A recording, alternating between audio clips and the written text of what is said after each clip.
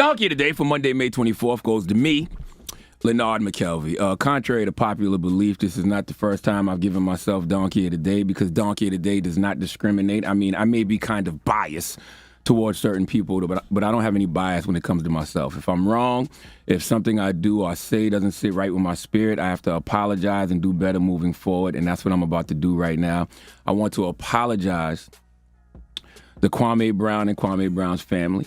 I want to apologize to his father, Bill Brown, and the family of his father. See, last week on this radio, in my attempt to defend a Charleston, South Carolina-born brother like myself, I revealed too much information about that man's family. And even though all that stuff is public record, some things just don't need to be said on the radio, and they definitely don't need to be said by me. When I look back, on the way I communicated that, I communicated it all wrong. And I unintentionally triggered trauma in a lot of folks I grew up with who I genuinely love. I'm sure I caused a lot of pain for not only Kwame Brown, but for his family, especially his family in my hometown of Moncks Corner, South Carolina. You know how I know? Because I spoke to a few of them. I've been on the phone this weekend with mothers of children and their children. Salute to Shaliba and her daughter, Brianda. I was on the phone with sisters like Wallette. Salute to Wallette. Oh, she cursed me out good. And, I was apologizing for triggering them, causing them pain because I was casually discussing their family's trauma, man. And that's something that I have to stop doing. That's something that we all have to stop doing. I was talking to my Sacred Purpose coach, Yadi Alba, this weekend. She's like a spiritual therapist. I have her and my clinical therapist, and that's what we were talking about, how we casually discuss each other's traumas. I didn't even think about when I spoke on, Kwame and his family, how many people were impacted by those things I was speaking on. I mean, that's generational.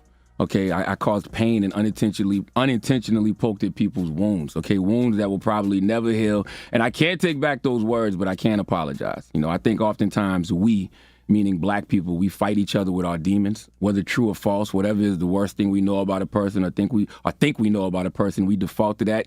And that was not my intention. I was not in any way, shape, or form trying to paint Kwame in a negative light, okay? That black man is not my op.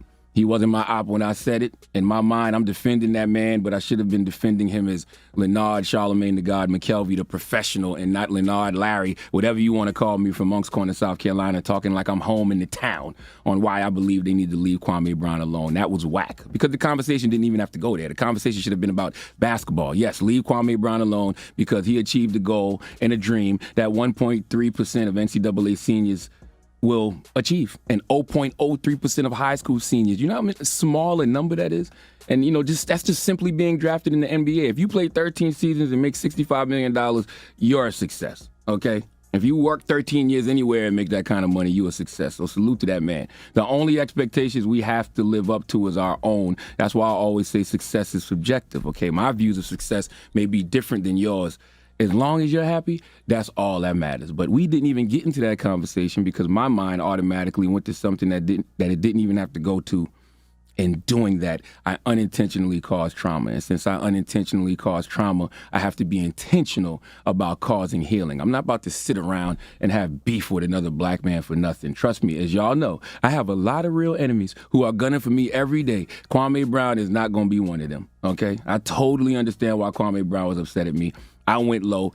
That wasn't my intention. But in hindsight, it was low. And Kwame took it to the floor with me. And y'all be online so excited, ready to see black people go back and forth and tear each other down. I'm not doing that.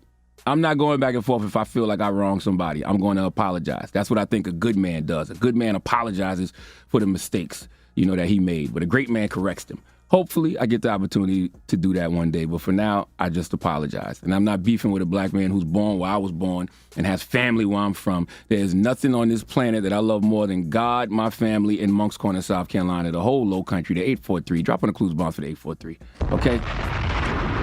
So when I say I sincerely apologize to Kwame Brown and his family and the family of Bill Brown and Moncks Corner, I mean that. Only thing I'm responsible for is my energy in recognizing my own insanity. And Eckhart Tolle once said to recognize one's own insanity is, of course, the arising of sanity, the beginning of healing and transcendence. I truly believe if trauma can be passed down through generations, then so can healing. Me, Leonard McKelvey, I have never claimed to be perfect. In fact, I'm far from it. I'm not going to always get it right. The same things people listen to me for is the same things they hate me for because I talk too much. I overshare. I overshare about myself. I overshare about others, and that has historically gotten me in trouble. But we are all works in progress, and one of the most healing things you can do is recognize where in your life you are your own poison. And last week I was poisoned to Kwame Brown, Bill Brown, and their families. For that, I sincerely apologize. Please let Remy Ma give me, Leonard McKelvey, Charlamagne Tha God, the biggest hee-haw. Hee-haw, hee-haw. You stupid motherfucker. Are you dumb? Yes, indeed.